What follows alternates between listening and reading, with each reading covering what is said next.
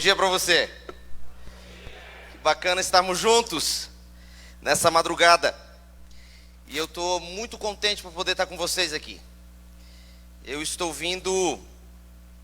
Hoje eu estive encerrando a semana de oração que fiz no IPAI, o nosso colégio interno aqui no Rio de Janeiro, ali em Petrópolis. Eu estive lá a semana inteira realizando a semana de oração e terminamos lá hoje. Hoje à tarde eu voltei para Itaboraí, para no início da noite estar em Araruama pregando na vigília de lá. E terminando lá, vim para cá, para estar com vocês nessa noite, para também abrir a palavra de Deus. Logo mais retorno para Itaboraí, para de manhã estar aqui novamente, mas em São Gonçalo, para também abrir a palavra de Deus no culto pela manhã. E retorno para Itaboraí, de lá seguir para Campos, para iniciar uma nova semana de oração. E eu agradeço muito a Deus pelo privilégio de poder pregar a sua palavra. Não há nada que me deixe mais contente do que poder falar de Jesus para as pessoas. E poder ver como Jesus transforma, pelo seu poder, a vida das pessoas. Essa semana para mim foi muito especial, porque em uma semana de oração é possível você ver como em uma única oportunidade Deus pode transformar corações. Se as pessoas estiverem de fato abertas para ouvir a palavra de Deus, Deus irrompe com o seu poder para transformar a vida delas. E eu queria conversar com vocês um pouco sobre isso. Há pouco nós vimos um vídeo falado com imagens sobre uma geração que está perdida, uma geração que tem pouco poder e que por isso vê pouco de Deus em sua vida, e por isso outros veem pouco de Deus na vida deles. E como veem pouco de Deus, as pessoas pouco se interessam por Deus em razão do que veem na vida deles. Conhece gente que não vai à igreja, não se converte, não aceita se tornar um cristão, porque vendo o exemplo de seus vizinhos, de pessoas do trabalho, desistem de frequentar o lugar que estes frequentam, e dizem assim: se for para eu ir para a igreja, para me tornar um cristão, como o meu colega do trabalho, como o meu vizinho, ou como a pessoa que estuda comigo na faculdade, eu prefiro ficar como eu estou, porque como eu estou, eu me sinto até melhor do que ele que está do lado de lá. O que está acontecendo com o cristianismo? O que está havendo com o cristão, com os cristãos em geral? Essa pergunta não apenas precisa rodear o nosso pensamento do ponto de vista global, mas precisa rodear e nortear o nosso pensamento do ponto de vista pessoal. O que tenho feito com o meu cristianismo? Sou de fato um cristão? Talvez nenhuma declaração tenha sido mais contundente do que a de Mahatma Gandhi, que conheceu o cristianismo da pior maneira possível.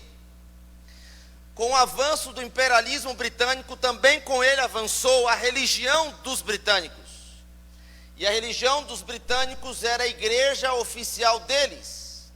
A igreja que foi fundada pela cisão da Inglaterra com a igreja católica, fundando a igreja anglicana. Então, para onde ia o Império Britânico conquistando com seu poder econômico e militar, também ia com ele os sacerdotes anglicanos, a religião cristã ia sendo levada. Quando a Grã-Bretanha conquistou a Índia, tornando a Índia uma colônia britânica, logo desembarcaram os primeiros missionários com ela. Mas ao contrário do que esperavam os missionários, encontraram ali resistência das pessoas, não porque o cristianismo não fosse interessante, mas porque os cristãos não eram. E a maior prova disso foi quando Mahatma Gandhi, um hinduísta, falando sobre o cristianismo, disse assim: devo confessar que não conheço ninguém que tenha pisado nessa terra, que seja tão altivo e tenha uma mensagem tão contundente em vida, quanto Jesus dos cristãos. Mas me apresente um cristão que o seja por apenas 24 horas, e eu me torno um. O que está acontecendo?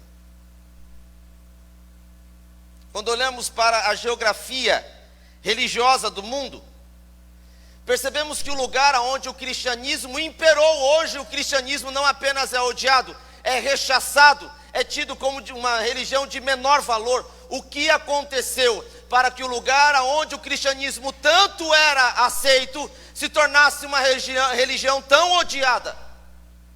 A Ásia Menor, que foi palco de pregações e manifestações do poder de Deus de maneira indescritível e que está relatada na Bíblia, hoje é quase toda ela budista e islâmica. O berço do cristianismo é apenas uma memória. A maior igreja da Turquia é uma igreja islâmica. Está ali no Estreito de Bósforo, o canal ou rio que divide a Turquia ocidental da Turquia oriental. É o início do Oriente para o mundo, segundo dizem alguns. Quando você olha para aquela arquitetura impressionante, você logo se dá conta dos afrescos, dos desenhos nos vidros, e se pergunta como os islâmicos possuem aqueles desenhos. Aqueles desenhos parecem não fazer referência aos islâmicos, e de fato não fazem. Muitos deles são mantidos apenas pela força cultural, como um atrativo para turistas. Aquele já foi o maior templo cristão do mundo. Mas com a queda do cristianismo, o templo também caiu. E hoje ele é o maior templo islâmico da Turquia. Algum tempo atrás tive o privilégio de ir pregar para adventistas do sétimo dia residentes na França e na Bélgica.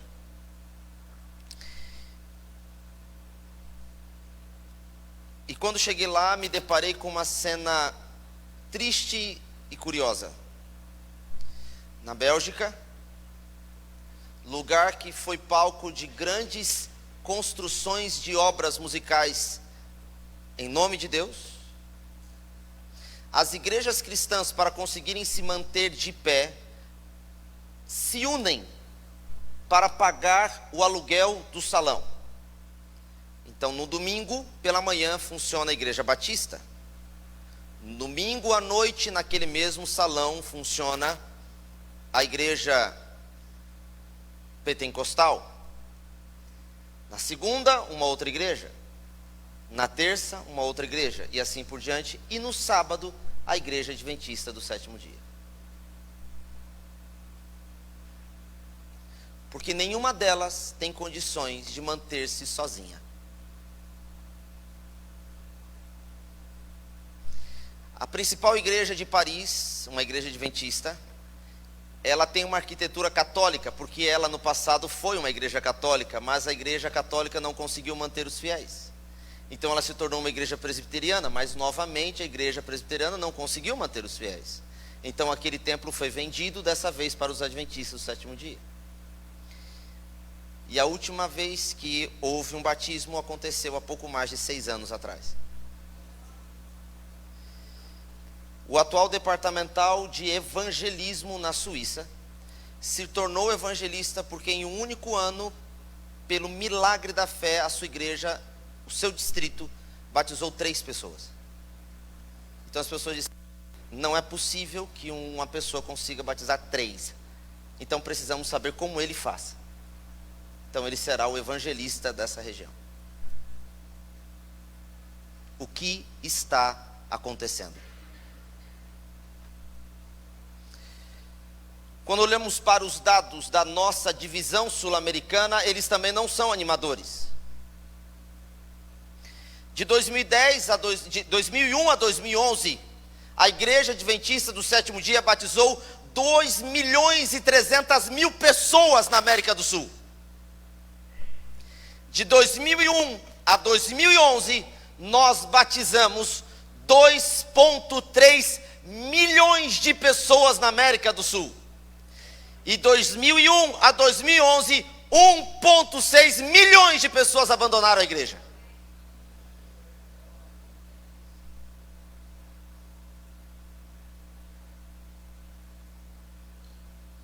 Ou seja, em 10 anos, nós batizamos o equivalente a 700 mil pessoas, retirando o que batizamos com quem perdemos.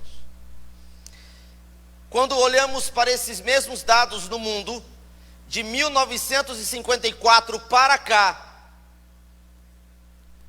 nós crescemos ao ponto de termos contabilizados entre batismos naturais e batismos conquistados, ou seja, pessoas que foram batizadas porque eram filhos de adventistas, ou pessoas que foram batizadas porque conheceram a mensagem adventista.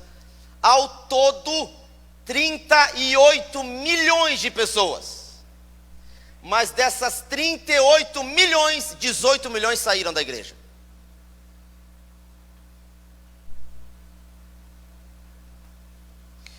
E o que mais nos assusta é que desses 20 milhões que permanecem, pouco mais de 40% vieram de outras igrejas cristãs. Ou seja,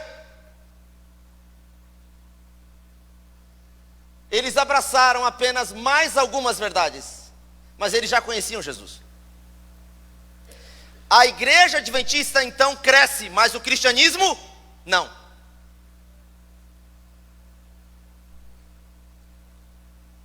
Por isso, com 600 anos a menos que o adventismo, a maior religião do mundo já não é, com 600 anos a menos que o cristianismo, a maior religião do mundo já não é mais o cristianismo, é o islamismo. Não porque convertem mais pessoas, mas porque os que estão não abandonam. Acredita-se, portanto, em dados que pregam que até 2025, portanto daqui a 6 anos, a Europa será em sua maioria islâmica. O lugar que foi o berço da reforma protestante.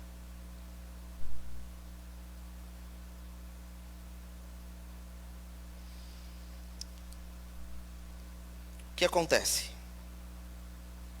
O que está acontecendo? Ou eu não creio no Deus verdadeiro, ou alguma coisa entre os que seguem o Deus verdadeiro não está batendo. O que está havendo? E para tentar trazer para vocês um diagnóstico pessoal do que eu particularmente enxergo como o problema atual, eu quero pedir que você abra sua Bíblia no livro de Atos, capítulo 1 e o verso 8. Livro de Atos, capítulo 1 e o verso 8.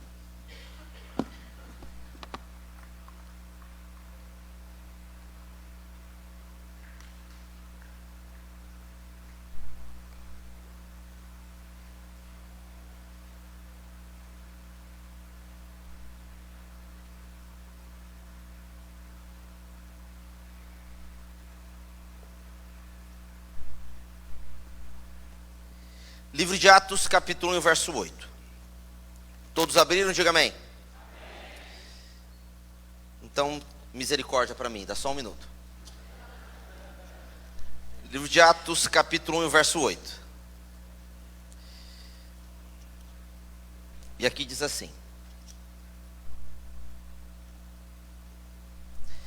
mas recebereis poder ao descer sobre vós o Espírito Santo, e sereis minhas testemunhas, tanto em Jerusalém, como em toda a Judeia, Samaria, e até os confins da terra. Estamos num momento crucial do ministério de Jesus Cristo, a hora em que Jesus se despede, em definitivo, dos discípulos e das pessoas que com ele estavam. E quando eu digo em definitivo, não estou desconsiderando a promessa dele voltar. Me refiro ao fato dele ter ressuscitado, ido ao Pai, depois voltado para novamente, por 40 dias, estar com os discípulos de novo. Não estou me referindo a ele não voltar, me refiro a ele definitivamente sair para que outras coisas pudessem acontecer. E que coisas são essas? Jesus diz: eu estou indo para que vocês comecem aquilo que eu lhes ensinei e lhes comissionei a fazer, serem minhas testemunhas. E durante muito tempo eu tenho ouvido na igreja que um cristão verdadeiro só é verdadeiro quando ele testemunha. Se ele não testemunha, então ele não tem o poder de Deus. Se ele não tem o poder de Deus, ele não pode pregar, porque a pregação dele se torna vazia.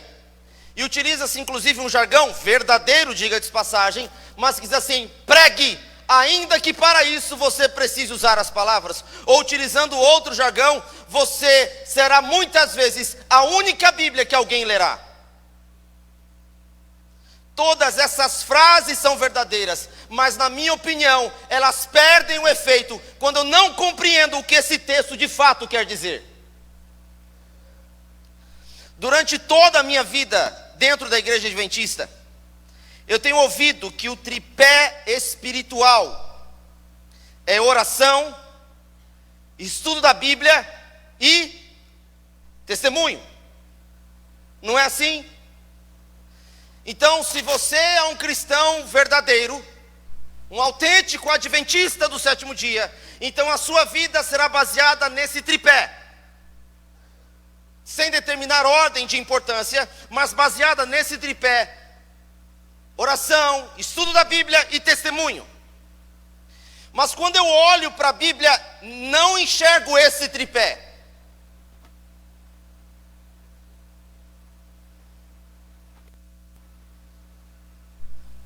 Quando eu olho para a Bíblia, eu não consigo ver o que as pessoas dizem.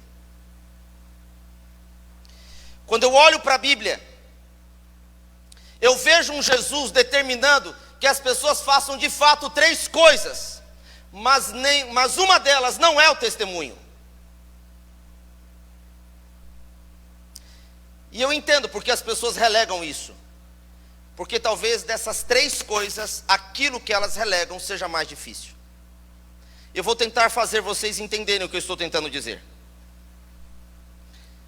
Quando Jesus diz qual é a fórmula espiritual para vivermos segundo o que Deus ordena, ele diz de fato 3 coisas. A primeira delas: orai sem cessar. Ellen White diz que o sol nunca se levantou ou a lua apareceu sem ter testemunhado Jesus orando. Portanto, a oração, ela não é apenas importante, ela é imprescindível. Não há como se manter vivo na vida cristã se você não orar, e não orar sem cessar.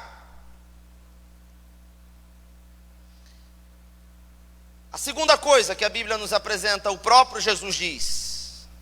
Embora em um contexto diferente, Jesus revela a importância das Escrituras quando, ao debater com os fariseus sobre ele ser o Cristo, ele diz: examinais as Escrituras, porque julgais ter nela a vida eterna, e são elas mesmo que testificam. Eu não tenho como saber qual é a vontade de Deus, e não tenho como saber como caminhar segundo essa vontade, se eu não estudar a palavra de Deus. Mas aqui está o outro problema. É ponto pacífico entre nós, de que nós devemos orar, de que nós devemos ler a Bíblia. É ponto pacífico. Mas aí incutimos o testemunho, quando nos esquecemos que na Bíblia Jesus diz que não é o testemunho o tripé. Os discípulos saem para expulsar demônios pela ordem de Jesus. E chegam para expulsar os demônios, e o que os demônios fazem? Enxotam os discípulos. Eles saem tão humilhados que eles estão voltando para falar com Jesus, e os demônios estão vindo atrás. Os demônios não apenas não saem, como eles vão perseguindo os discípulos e vão zombando dos discípulos, enquanto os discípulos estão vindo atrás de Jesus para tentar entender em Jesus porque eles não tinham conseguido expulsar os discípulos em nome de Jesus. E Jesus, olhando para os discípulos, diz assim: essa caça de demônios, ela sai apenas com oração e testemunho. Foi isso que Jesus disse?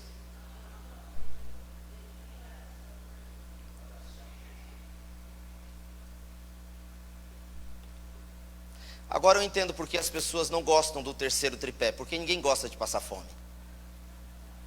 Orar até vai, ler a Bíblia tudo bem, mas ficar sem comer? Ah não, pastor, isso não. Não é? Ficar sem comer, pastor? Ainda mais essa hora da madrugada, 3 da manhã. Hoje é domingo, pastor. Hoje é dia de lasanha.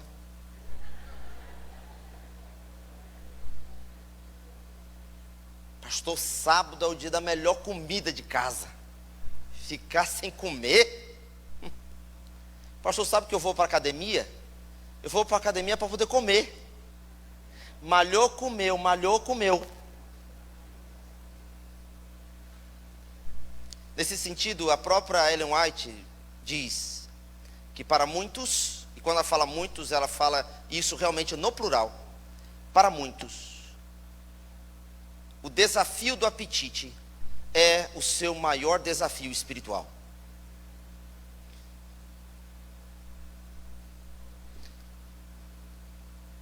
Por isso que para nós é mais palatável pensar que o tripé da vida espiritual é o testemunho e não o jejum. Mas Jesus disse: oração, estudo da Bíblia e jejum. E pastor, quando eu uno essas três coisas, o que eu recebo de Deus? O Espírito Santo. Aí quando o Espírito Santo desce em minha vida, eu me torno o quê? Testemunha. Portanto, ser testemunha não é o tripé, é o resultado do tripé. Aquele que é testemunha não se preocupa em ser testemunha, não percebe que é testemunha, lhe é natural ser testemunha. E vou dar alguns exemplos para vocês. Está Jesus sendo julgado, e aí Pedro se afasta, João está por trás das pilastras, ele está olhando para ver o julgamento, e Pedro sai de mansinho, como quem diz: eu não conheço Jesus, e ele vai para o lado de fora do lugar onde Jesus estava sendo julgado. E quando Pedro está andando, uma pessoa sentada, se aquecendo na fogueira, olhando, diz assim, ainda de noite: eu conheço você, você andava com ele. E Pedro disse: eu não. Você deve estar enganada, licença, e sai. E ele vai de novo e começa a caminhar naquele mesmo lugar. Uma outra pessoa olhando diz assim: você não é aquele que estava andando com os outros? Ele diz: claro que não. Que o Senhor não permita que você esteja falando a verdade. E ela diz: ó, tá vendo, gente? Até fala igual. E ele, percebendo que estava se entregando, sai. Aí vai para a terceira. E quando ele chega, a terceira pessoa diz assim: ei, você que está andando aí. Ele para e diz: o que foi? Você estava com Jesus. Ele disse: mulher, você está louca? E a mulher diz: não, você anda como ele anda.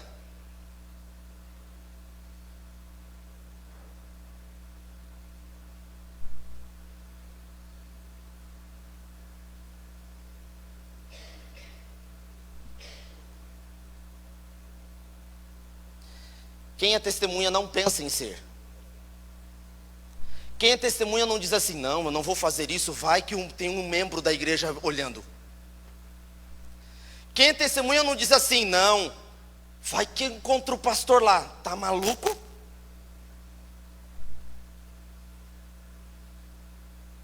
Quem é testemunha não pensa isso. Não vive essa incongruência. Porque quem é testemunha vive em Cristo, com Cristo e para Cristo. Não importa o que os outros pensam, nem o que os outros digam. Agora, quem não é testemunha começa a se preocupar realmente. Porque não é testemunha, mas quer se passar como. Mas logo as pessoas percebem a diferença.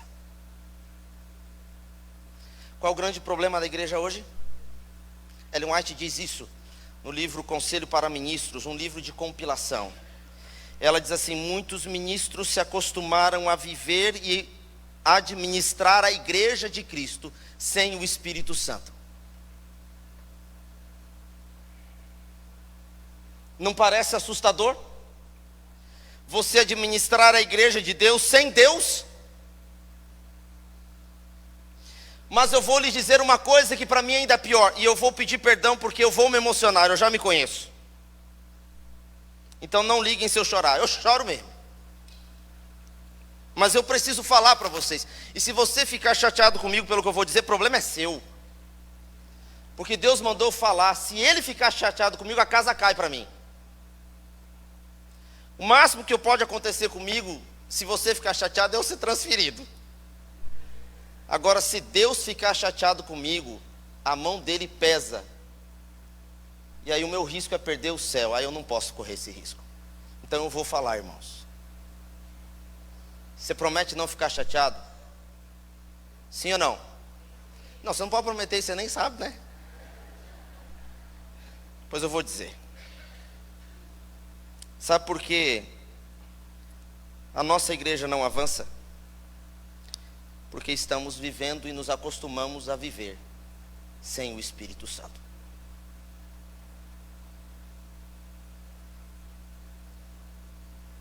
Então paramos para estudar métodos e técnicas, levantamos recursos para comprar os melhores equipamentos, trabalhamos para adquirir os melhores e mais bem posicionados terrenos, levantamos fundos para construir as mais belas e atrativas igrejas, compramos os bancos mais confortáveis, chamamos os melhores e mais eloquentes pregadores, mas as igrejas continuam vazias.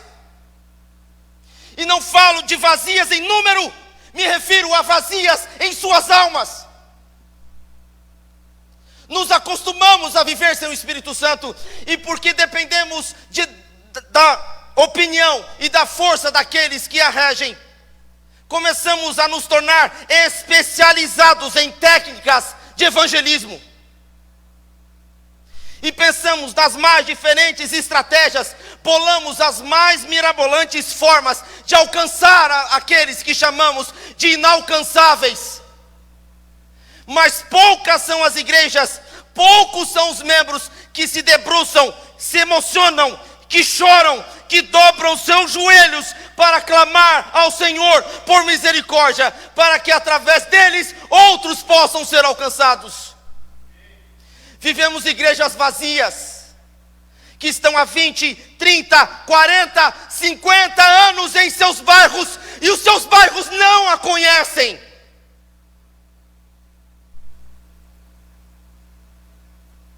Não faz sentido, quando olhamos para o livro de Atos, vermos um homem ou dois homens implantando igrejas e convertendo um continente.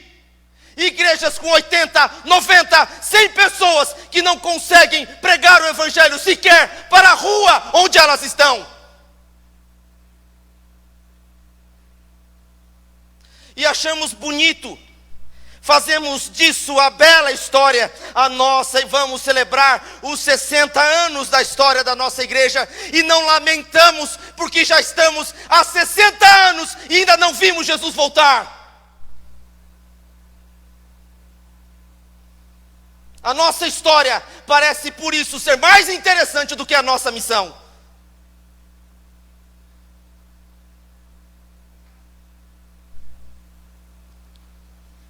Igrejas que estão acostumadas a viver sem o Espírito Santo, que transformam suas reuniões em ringues,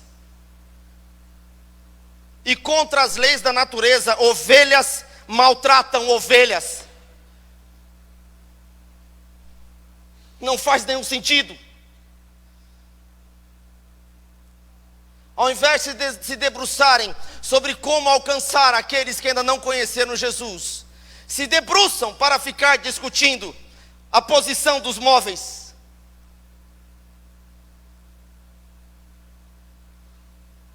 Se vão ou não colocar ar-condicionado. tudo isso é importante, mas não é essencial.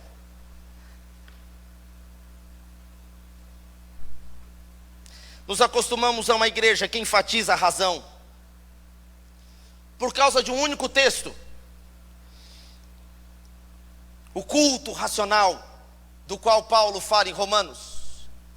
Nos acostumamos a dizer que o verdadeiro culto é aquele que privilegia exclusivamente, e é importante que coloque-se essa palavra em letras garrafais, exclusivamente a razão. Então, se há alguma emoção no culto, deve ser rechaçada, porque privilegiamos exclusivamente a razão. Então, determinamos uma forma do Espírito Santo se manifestar. Qualquer outra forma que entendemos que não seja a manifestação do Espírito, então rechaçamos.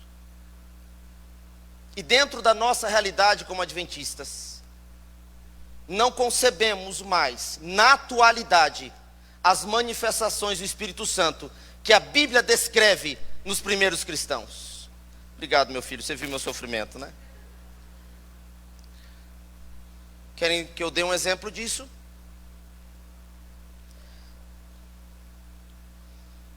Vamos imaginar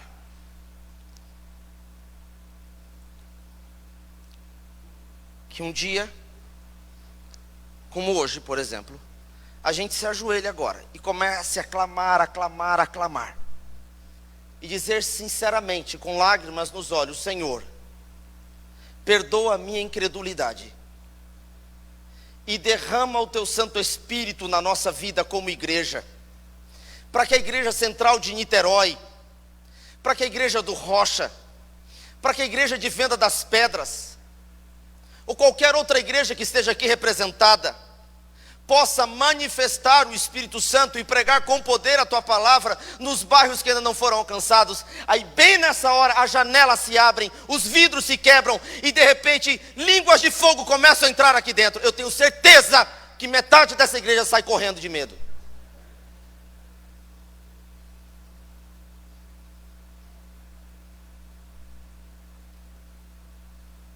E a outra metade não sai correndo porque não sabe o que fazer, então fica parada e vai desviando do foguinho enquanto pode.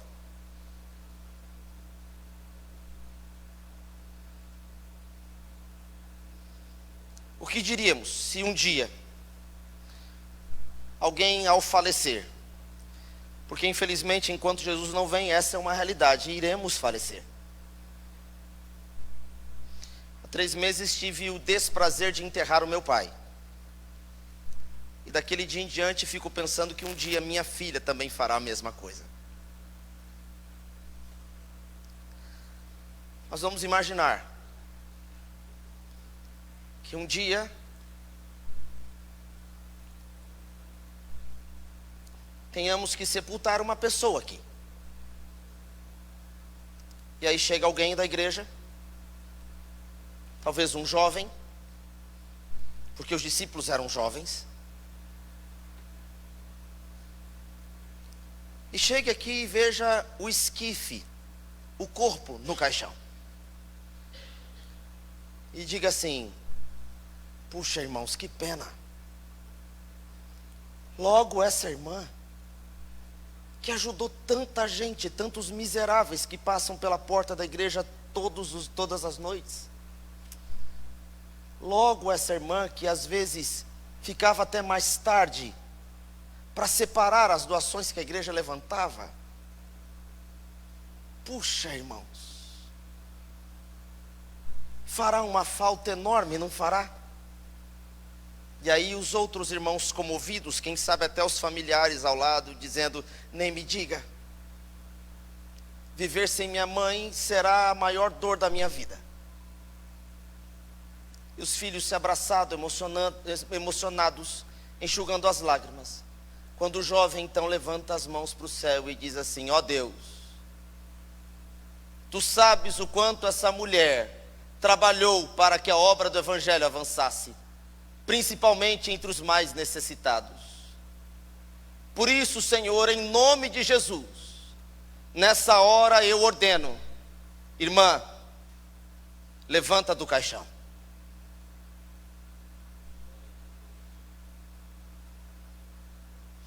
Eu tenho certeza que alguns olhariam e diriam: esse irmão está doido, gente. Tire esse homem daqui. Não está vendo que ele vai provocar uma comoção ainda pior? Ou vocês acham que haveria gente que não diria isso?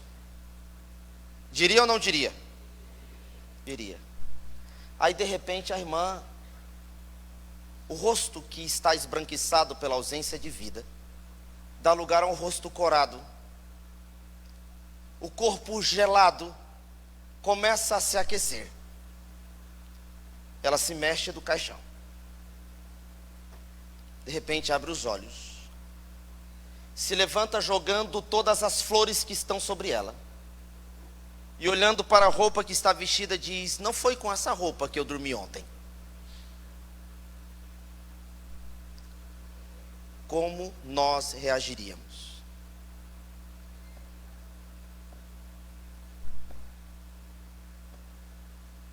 Posso dizer como? Preciso dizer como?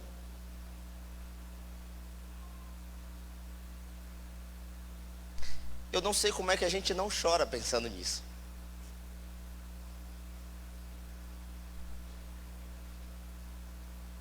Porque Jesus não foi outra pessoa, não foi um discípulo. Jesus que disse: aquele que virá após mim descerá com poder sobre vocês, e vocês farão obras ainda maiores do que aquelas que eu fiz. Mas nós vemos essas obras apenas entre os discípulos, não vemos depois deles. Mas Jesus não disse: olha, só os discípulos farão isso, viu gente? Os discípulos não farão não, são só eles. O Espírito Santo vai descer só sobre eles. O restante vai ficar sem o Espírito Santo. Ninguém vai mais receber o Espírito Santo. Aí só vai voltar a receber o Espírito Santo muitos séculos depois. Então durante esse período a igreja vai ficar morta. É isso que você lê na Bíblia? Então qual é o nosso problema atualmente?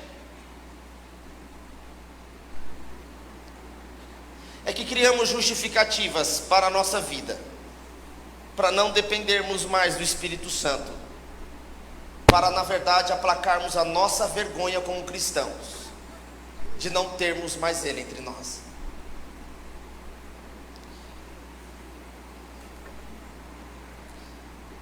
Vivemos uma igreja sem Cristo, uma igreja onde se prega do púlpito todo tipo e sorte de assuntos, menos Cristo. Querem ver só?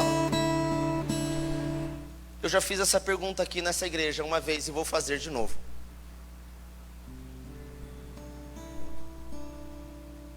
Quanto tempo faz que você, sentado nos bancos dessa igreja, não ouve um sermão que falasse exclusivamente sobre Jesus?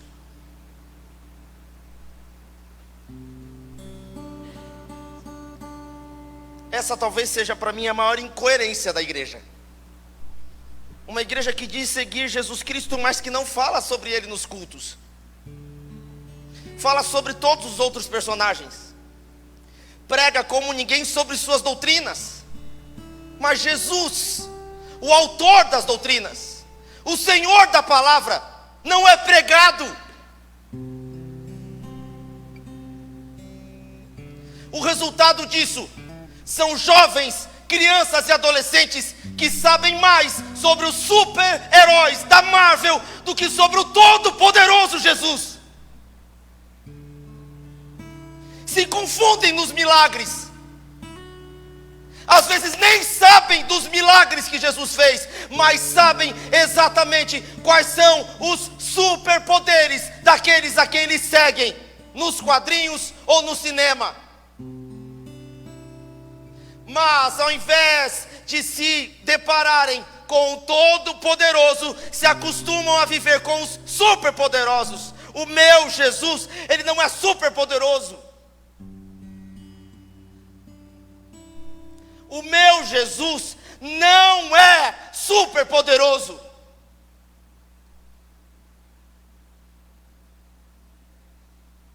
O meu Jesus é todo poderoso.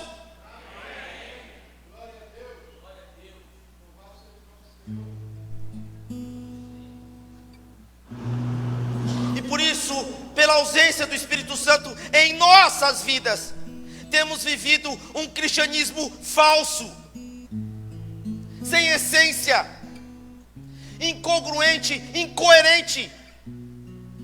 Fazemos uma coisa na igreja e divulgamos outra completamente diferente nas nossas redes sociais.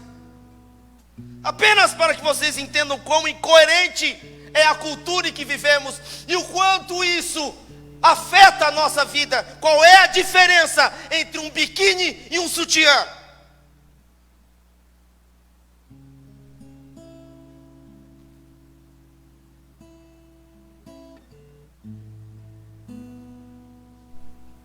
Eles encobrem as mesmas partes, mas descobrem as mesmas partes. Sabe qual é a diferença? É que culturalmente a sociedade aceita o tecido que eles são feitos. Se é feito de lycra, é biquíni. Se é feito de algodão, é sutiã, é calcinha. Então publicar de calcinha e sutiã não pode, mas de biquíni pode. E muitas vezes o biquíni cobre menos que o sutiã e a calcinha.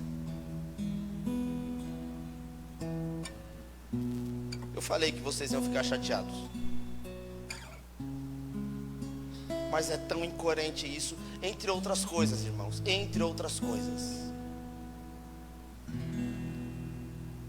Quem vive o reino, vive para pregar o reino, e não para pregar o seu mundo. Aliás, quando a Bíblia fala de mundo, em sua grande maioria, ela não se refere do mundo que está fora de nós, ela se refere ao mundo que está em nós. Gostamos de falar que não somos do mundo, gostamos de falar que somos do reino, gostamos de falar que não somos como as pessoas do mundo, e nos esquecemos que na maioria das vezes em que a Bíblia fala de mundo, ela se refere ao mundo que existe dentro de nós e que nós não queremos nos desapegar. Nesse sentido, de fato, somos piores do que aqueles do mundo, porque aqueles do mundo só têm um mundo para se apegar. Nós somos de outro mundo, mas embora sejamos de outro mundo, nos apegamos a este mundo. Quem é mais incoerente?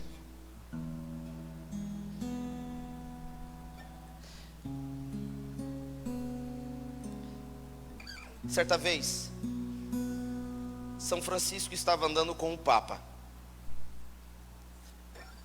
E o Papa aproveitou para lhe mostrar a Catedral de São Pedro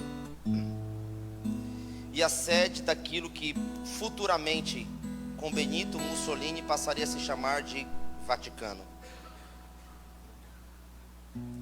E ele, olhando para São Francisco, disse: hoje já não podemos mais dizer não tenho prata e não tenho ouro. E São Francisco, olhando para ele com tristeza na voz e pesar no olhar, disse: é verdade, Senhor, mas também não podemos mais dizer levanta o teu leito, levanta, toma o teu leito e anda.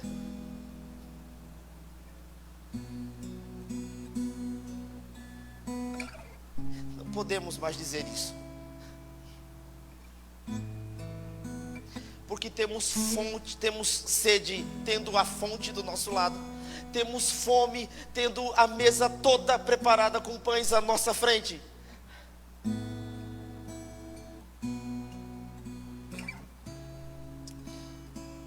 Eu encerro por aqui. Como disse para vocês, o meu maior prazer é pregar, mas tudo que eu gostaria era de que eu não precisasse mais vir à igreja para brigar com os irmãos, para buscar aquilo que eles precisam, mas vir com os irmãos apenas para testemunhar o que Deus está fazendo na vida deles. Era isso que acontecia entre os discípulos. E eu sonho com uma igreja que volte a viver isso. Não existe lugar impossível para ser evangelizado. Existem vidas que, por não terem o Espírito Santo, impossibilitam o evangelho de avançar. Para aquele que não tem o Espírito Santo, até aqueles que querem receber não recebem. Para aqueles que não têm, para aqueles que têm o Espírito Santo, até aqueles que acham que não precisam, passam a sentir necessidade. Porque percebem que o que lhes falta está sobrando naquele que possui o Espírito Santo. Por isso, irmãos, eu quero fazer um apelo para vocês. Meu tempo acabou. Que tal se nós parássemos para pensar que o que nos falta é aquilo que Deus nos dá em abundância? Eu queria convidar os membros da igreja para nós ajoelharmos agora e clamarmos a Deus pelo Espírito Santo.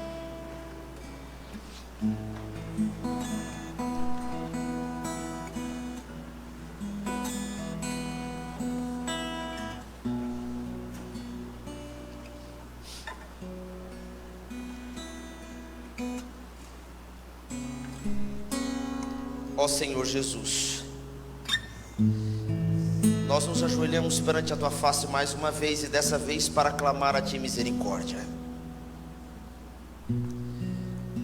porque percebemos que aquilo que o Senhor nos oferta em abundância, que é o Teu Santo Espírito, recebemos de maneira comedida, ou porque não queremos abandonar o mundo que há em nós, ou porque não queremos abandonar o mundo que está fora de nós. Senhor, nos admiramos com aquilo que o Senhor fez na vida dos discípulos no livro de Atos, e nos esquecemos de que pela Tua promessa, o mesmo vivenciado pelos discípulos ainda pode ser vivenciado hoje, se tão somente a Tua igreja, que se chama pelo Teu nome, se humilhar e Te buscar e se converter dos seus maus caminhos. Por isso, Senhor, em nome de Jesus, nesta hora, Te clamamos, ó Deus, em uma única voz: derrama o Teu Santo Espírito sobre nós. Porque, Senhor, estamos cansados de viver uma vida cristã medíocre, uma vida cristã onde nos sobra conceitos, preceitos e conhecimento, mas nos falta poder. Uma vida cristã onde temos tradição, que temos história, mas que nos falta unção, que nos falta realização, que nos falta fruto. Ó Senhor, tem misericórdia de nós. Nos ajuda, Senhor Deus, a percebermos o quão miseráveis somos. Nos ajude, Senhor, a percebermos que não é a fartura da prata, nem a existência do ouro, que nos ajudará a completar a missão. Mas, Senhor, nos ajude a perceber que apenas e somente o Teu Santo Espírito será todo o suficiente para realizarmos a obra que o Senhor deseja. Por isso, Senhor, primeiro realiza essa obra em nós, para que a nossa vida aqui não seja diferente da nossa vida quando daqui não estivermos mais, para que a nossa vida na faculdade, a nossa vida no trabalho, a nossa vida nos nossos afazeres cotidianos seja uma vida onde o Teu Santo Espírito é exaltado, aonde Ele determina os nossos pensamentos e as nossas ações, aonde há coerência entre aquilo que vivemos na vida real e aquilo que vivemos na vida virtual. Ó Senhor Deus, eu não Te peço para que o Senhor nos livre do mundo, mas que o Senhor nos livre do mal que há no mundo. principalmente, Senhor, do mal que há no mundo em nós. Tem misericórdia de nós, Senhor. Que saiamos daqui reavivados, mas que esse reavivamento não dure apenas um período desse encontro, mas que ele seja buscado como água ao sedento, como pão ao faminto, em todos os momentos da nossa vida.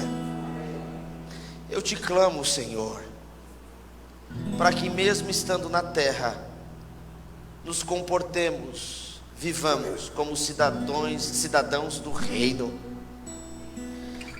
que não é deste mundo, do reino que há de vir, que virá e que não tardará.